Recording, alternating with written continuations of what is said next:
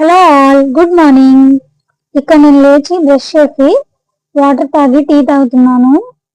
చిన్నప్పటి నుంచి అలవాటు ఉండడం వల్ల స్కిప్ చేయలేకపోతున్నాను టీని మానేద్దామంటే. నేను టీ తాగుతున్న టైంలోనే అమ్మ నిమ్మకాయ ఊరగాయ పెట్టుంటే ఓపెన్ చేసి చూస్తుంది ఎలా ఉంది ఏంటి అని. చూసే వరకు జాడీ అంతా ఫంగస్ లాగా వచ్చేసింది పైన. ఏం పాడు జరిగిందో ఏమో కానీ చాలా పచ్చడి పాడైపోయింది.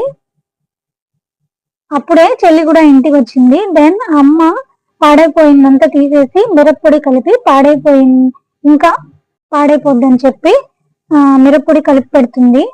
దెన్ నేను టిఫిన్కి పొంగల్ తిన్నాను.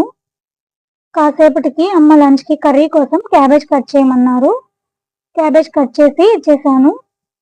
తర్వాత లంచ్ చేసేసి నేను మా సిస్టర్ వెజిటబుల్ మార్కెట్కి వెళ్ళాం. రేపటి నుంచి రంజాన్ రోజా స్టార్ట్ అవుతున్నాయి కదా, అందుకోసం కూరగాయలు తీసుకొని ఆటోలో మళ్ళీ రిటర్న్ అయిపోయాం. ఈవినింగ్ అయిపోయింది, వచ్చే వరకు చీకటి పడిపోయింది.